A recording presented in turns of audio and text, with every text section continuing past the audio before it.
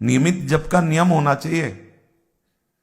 माला से करो, करमाला से करो या मनमाला से करो, जैसी भगवान ने आपको स्थिति दी वैसे नियम होना चाहिए। 1 घंटा, 2 घंटा, 3 घंटा, 24 घंटे में कितना समय आप जप में देते? केवल जप, तदाकार जप, मंत्राकार जप देना चाहिए। इसमें सिद्धि मत दिखाना कि वो हमारा चलता रहता है। जो कहें उसे ध्यान पूर्वक अपने आचरण में उतारिए।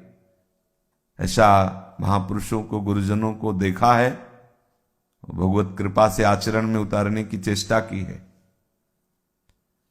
24 घंटे में कुछ समय आपका नियमित जप के लिए, केवल जप के लिए, केवल, दूसरा कुछ चिंतन नहीं,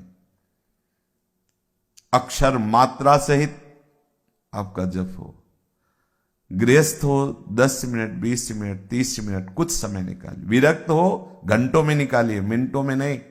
24 घंटे आपके केवल भजन के लिए हैं, जिसमें से कुछ घंटे आपके ऐसे होने चाहिए जो आप चैतन्य होके, ऐसा नहीं कि कंबल ओढ़ लिए और कब घंटा की सुई निकल गई हमें पता ही नहीं चला, मंत्र चला कि लार टपकी कुछ पता नहीं चला। ऐसा जप नहीं हम कह रहे। चैतन्य, सावधान। जिसको नींद आने की संभावना हो आंख मूंद के भजन न करे। ये आंख मूंद के भजन उनका होता है जो निद्रा विजयी होते हैं। आंख मूंदी मंत्राकार वृत्ति, आंख मूंदी ढीले हो गए, लार ऐसे नहीं, आंख मूंद के नहीं, आंख खोल के भजन करो। अगर फिर भी आपको परेशानी होती है तो ठंडा जल रख लो एक कमंडल में, थोड़ी थोड़ी देर में ऐसे अपने नींद से लड़ना होगा। कुछ समय आपका जप का होना चाहिए। आप नियमित संख्या में, नियमित समय में आप जप का अनुष्ठान कीजिए। सब आपकी दिनचर्या में जप होना चाहिए। आप देखो, सब देखो, जो भी श्रवण कर रहे, आपका ये नियम ना हो तो आज से ले लीजिए। कुछ समय सच्चाई से, चैतन्यता पूर्वक मंत्र को समय दीजिए, अवश्य दीजिए। शांत भाव से बैठे हैं, या तो मनमाला से जप रहे या करमाला से जप रहे हैं, या तुलसी माला, जो भी गुरु प्रदत्त माला है, वो केवल जप के लिए। सावधान रहिए, कोई सोच नहीं। जब कोई सोच होने लगे तो तुरंत काटिए कि ये समय जप का है, भाई हम सोचवा लेंगे बाद में, हम आपको सहयोग करेंगे, आप इस विषय के निर्णय करना बाद में। जब मन कहे कोई बात चलाए तो उसे कह दो कि दो हम आपको समय देंगे, अभी ये समय हमारा जप का, थोड़ा आप हमें सहयोग कीजिए, अभी हमें, बाद में हम। ये बड़े न्याय चलते रहते हैं, कोई मतलब नहीं। कहीं की बात ला के प्रश्न, उसका उत्तर, उससे उसको ऐसा करना चाहिए, क्यों नहीं करता? यही है, दुर्गति भोग रहे और खुद अपने दुर्गति में। माला चल रहा है, अपनी दुर्गति नहीं देख रहे कि हमारी दशा क्या है, हम बैठे किस लिए हैं, कर क्या रहे हैं, और इधर उधर। उस समय मन को डांटना सीखो, हमारे साथ आओ, इस समय हमारा जब समय का है, बाद में हम आपका सहयोग करेंगे, आप हमारे सामने फाइल रखना, हम उसे देखेंगे, लेकिन इस समय आप हमारा साथ दीजिए। थोड़ी देर फिर वो भागेगा, फिर उसे लाइए। कुछ समय तो आपका जप में, और कुछ समय आपका पाठ नहीं, स्वाध्याय में जाए। पाठ नहीं कह रहे हम, स्वाध्याय। स्वाध्याय होता है जिसमें बाहरी शास्त्र सूत्र लेकर अंतःकरण से उसे उतारना, स्व अध्याय। आप अपने हृदय को पढ़िए शास्त्र सूत्रों के साथ। श्रीमद् भागवत का 11 स्कंद, चाहे जिस संप्रदाय के हो, सबके लिए है।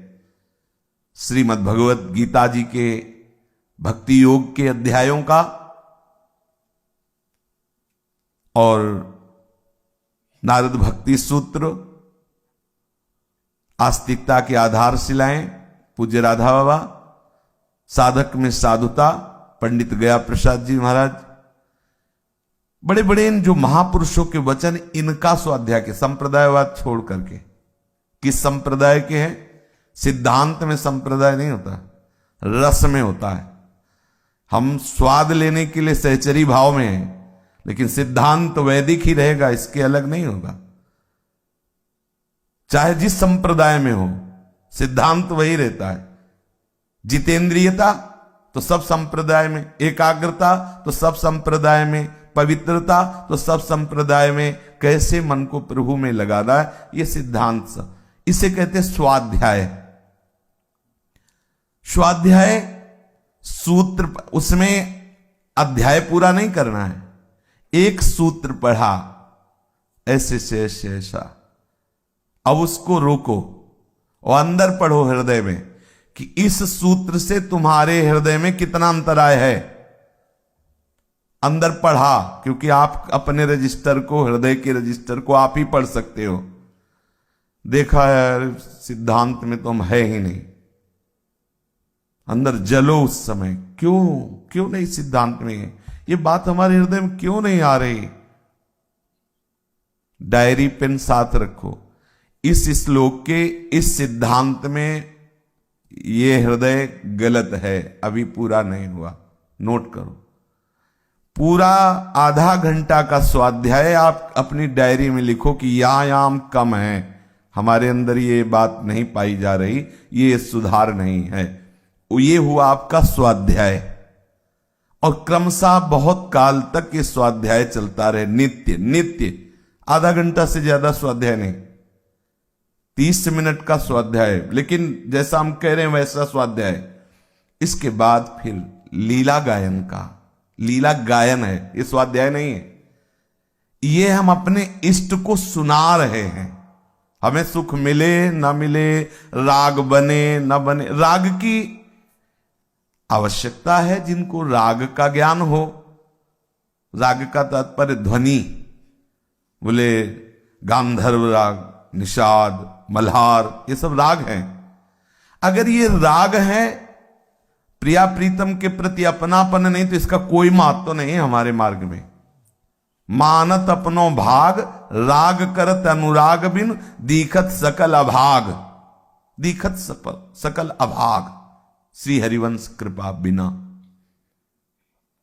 हमें जैसा आता है, ये स्वाध्याय नहीं है, ये लीला गायन है।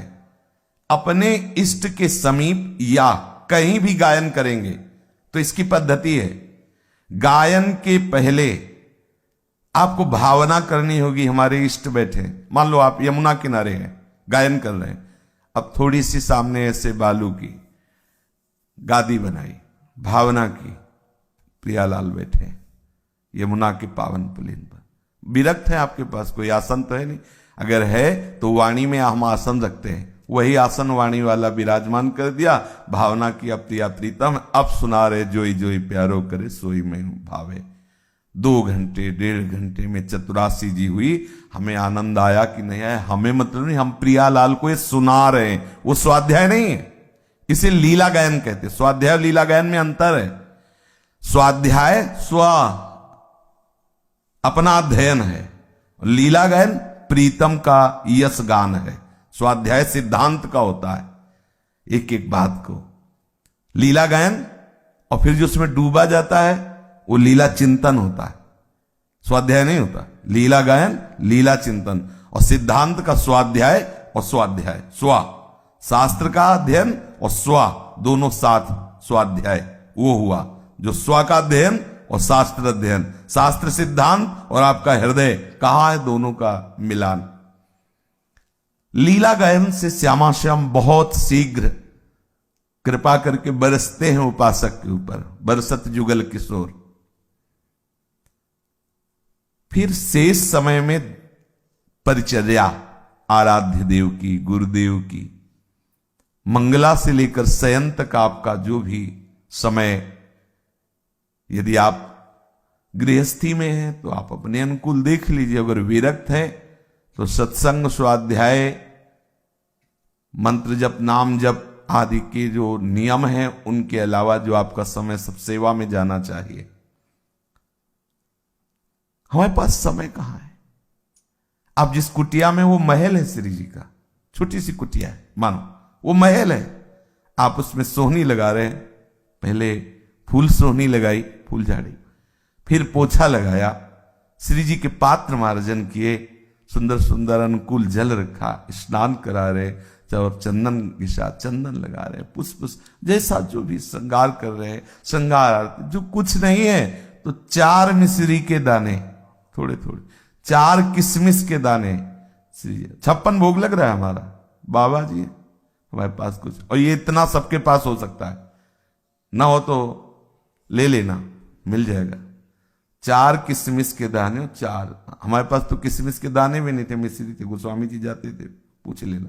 मिश्री का इतना टुकड़ा, और उसी में भावना कर रहे हैं, भोग लगा। समय कहां है? जब आपका चित्त जुड़ेगा ना, महाराज भी बैठे, उनसे पूछ लेना। बाहर से आते थे, कहते बाबा भीतर हो, बाहर से ताला लगा हुआ है, भीतर हो, हमें लग रहा है कि भीतर हो आप। अरे निकलो बाबा, निकलो, अंदर हो, हमें पता है। तो निकलते तो ताला बाहर से लगा है, कैसे जाल गए आप? बोले लग रहा था कुछ अंदर की आप अंदर ही है, बाहर से ताला लगवा के अंदर। बोल रहे कि फुर्सत कहां है, देखने का समय कहां है।